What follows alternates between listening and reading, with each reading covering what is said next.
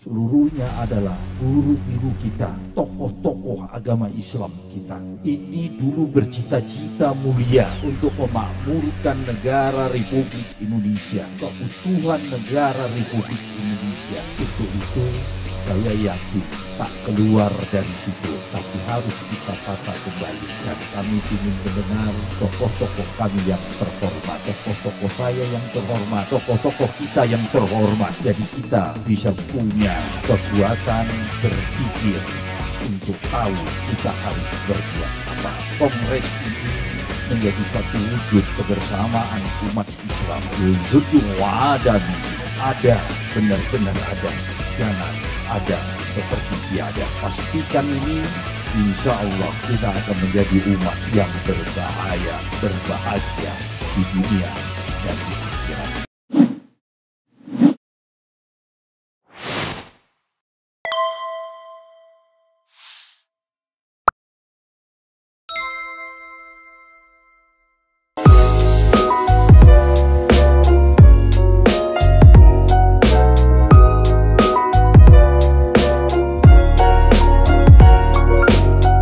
Bismillahirrahmanirrahim. Assalamualaikum warahmatullahi wabarakatuh.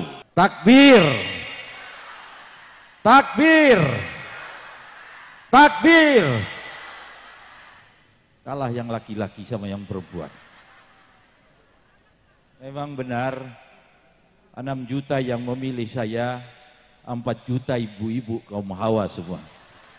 Hanya bapak-bapak aja yang 2 juta. Alhamdulillahirabbil alamin. Wassalatu wassalam ala asyrofil anbiya'i wal mursalin wa ala alihi wa sahbihi ajma'in. Yang sama-sama kita hormati Ketua DPD Republik Indonesia. Kita kenal semua. Dan beliau mulai mengenalkan dirinya. Tetapi semua orang sudah tahu beliau sejak beliau menjadi Ketua PSSI. Bapak Lanyala Mahmud Muttaliti beserta seluruh anggota DPD yang berhadir. Ada yang kita lihat duduk di sini, Bapak Ustadz kita, Bapak Dedi Iskandar. Beliau mendampingi terus dan insya Allah akan memberikan masukan-masukan untuk kepada kita semua. Yang saya hormati dan sama-sama kita hormati, Al-Mukarram Pak Din Samsudin. Ini juga pasti tak ada yang tak kenal. Hanya selama ini dan baru akhir-akhir ini beliau agak malu-malu. Sudah jarang muncul di depan media kaca kita. Tapi saya yakin beliau orangnya komit untuk menjaga dan membesarkan ukhuwah Islam kita. Hal juga sama Bapak Amin Rais. Dulu pendiri PAN, sekarang menjadi umat. Memang sebenarnya harusnya umat PAN gitu. Ini yang paling sangat teliti orangnya. Jangan coba-coba ada salah sedikit koma di dalam ekonomi ini. Yaitu Bapak Ihsanuddin Nursi. Mana beliau nih? Bapak jangan, tadi ditanya oleh Pak Din, kenapa tak pakai peci? Biar ketahuan ciri khasnya. Ada Pak Egy juga hadir di sini. Waduh, Pak. Saya merasa besar kalau ada Pak Egy. Jadi kalau ada yang macam-macam, pasti beliau akan membela saya. Udah 65 kali saya disomasi. Ketua MUI Sumatera Utara, Bapak Maratua Simanjuntak. Ada yang nggak kenal? Keterlaluan kalau nggak kenal itu, Pak. Jangan dikasih bansos nanti, Pak. Terus gimana? Oh, berdiri Pak Maratua. Kapan lagi merintah Pak Maratua ini? Ada Pak Kalan Kemenak yang berhadir dan terkhusus pada Ketua Panitia, Bapak Dr. Masri Sitanggang. Ini beliau dari kemarin ngomong sama saya ini, Pak, ini kita halal. Siapa yang bilang haram? Saya bilang. Kita adalah halal. Kita wajar, karena kita sayang kepada Republik ini. Kita mencintai Republik ini. Untuk itu salah satu kegiatan adalah Kongres Islam ini. Ini orang semua sudah melihat ini. Semua mata, telinga, hati, HP, semua melihat kita. Tapi jangan khawatir. Kita tetap berada di dalam. Allahu Akbar. Terima kasih. Para pimpinan ormas Islam atau yang bukan Islam pun tak apa. Silakan hadir. Ada yang tak Islam hadir? Ada. Tadi sudah jumpa saya sebanyak. Tak apa, silakan semua. Tapi tetap judulnya kita adalah Kongres Umat Islam. Setuju? Kongres kedua kita. Ukhuwah politik, sosial, ekonomi, mengokohkan ukhuwah Islamiyah, menata ulang Indonesia. Inilah yang bikin orang jadi bingung. Indonesia katanya perlu ditata kembali. Salah satunya yang ikut pernah serta menata ini Pak Amin Rais. Ini Pak Amin Rais ini bertanggung jawab, ini pernah menata ini.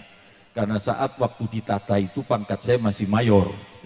Tak bisa berani tak bilang apa-apa itu. Tapi saudara-saudara saya nervous ini berdiri di depan, di belakang saya tokoh-tokoh ini semua. Di depan saya omak-omak pula. Tak ada yang bisa saya mengalihkan pandangan. Supaya saya tak sulit menyampaikan dan tak salah saya berbicara, saya memanfaatkan politron yang ada di kanan dan kiri kita. Saya meluruskan ini, Republik Indonesia ini sudah final. Negara Kesatuan Republik Indonesia. Ada 9 tokoh di situ, BPUPKI yang mengamanahkan. Nanti kita lihat sejarahnya. Sehingga saya tak terlalu banyak bicara. Banyak tokoh-tokoh yang akan bicara, saya datang kemari mau banyak mendengar. Saya ingin tahu bagaimana pendapat-pendapat beliau yang datang pastinya dari Jakarta. Sehingga bisa kita pikirkan di dalam kongres ini. Apa yang harus kita lakukan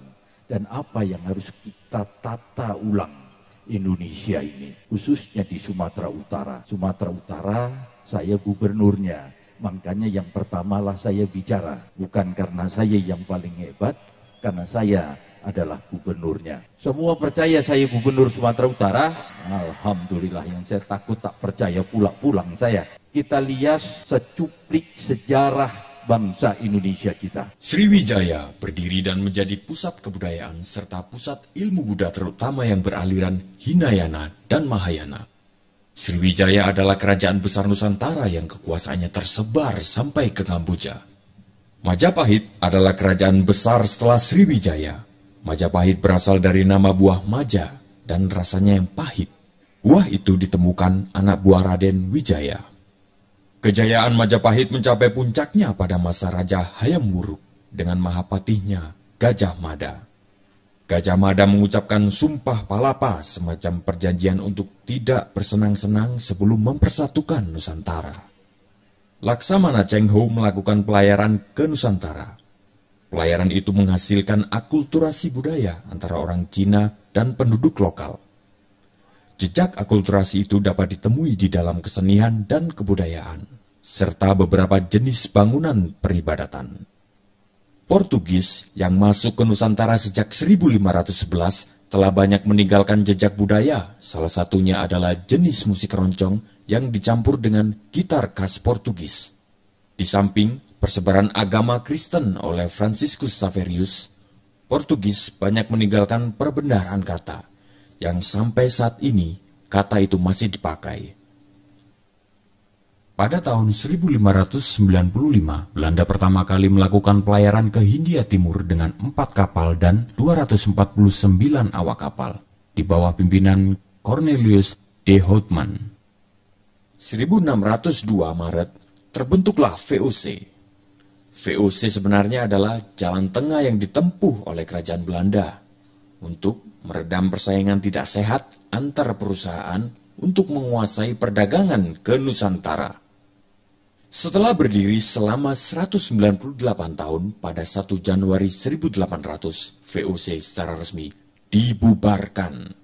Pembubaran VOC ini disebabkan oleh banyak hal, salah satunya adalah korupsi di dalam VOC sendiri. Melalui perjanjian Kew, Belanda menyerahkan kekuasaan bekas jajahannya ke kerajaan Inggris. Kemudian Thomas Stamford Raffles dipilih menjadi perwakilan Inggris di Jawa.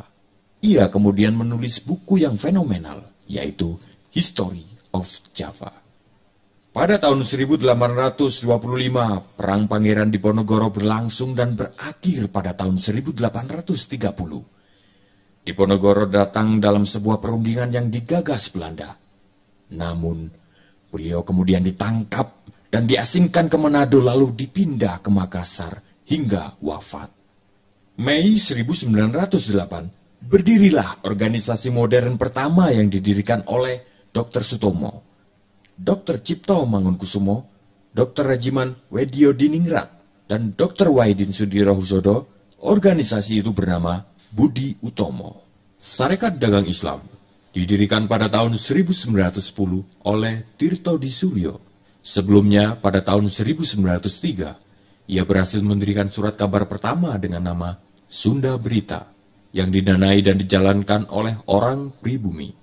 Tahun 1911, Haji Samanhudi, seorang pedagang batik dari Surakarta, mendirikan Sarekat Dagang Islam di Surakarta.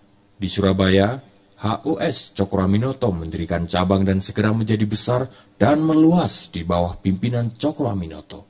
SDI kemudian berubah nama menjadi Sarekat Islam. Pada tahun 1911, EFE Dowisdekker atau Setiabudi, Cipto Mangunkusumo, Suwardi Suryadiningrat atau Ki Hajar Dewantoro mendirikan Indisci Party. Tahun 1912, Kiai Haji Ahmad Dahlan mendirikan organisasi Islam modern pertama, yaitu Muhammadiyah atau Jalan Muhammad. Organisasi ini memberikan pengaruh besar hingga saat ini.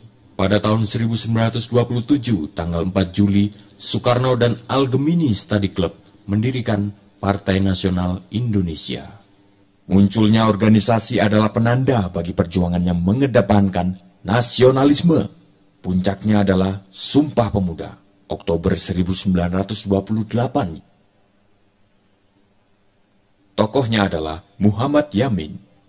Pada bulan Maret 1942, Jepang menangkap Gubernur Jenderal Belanda.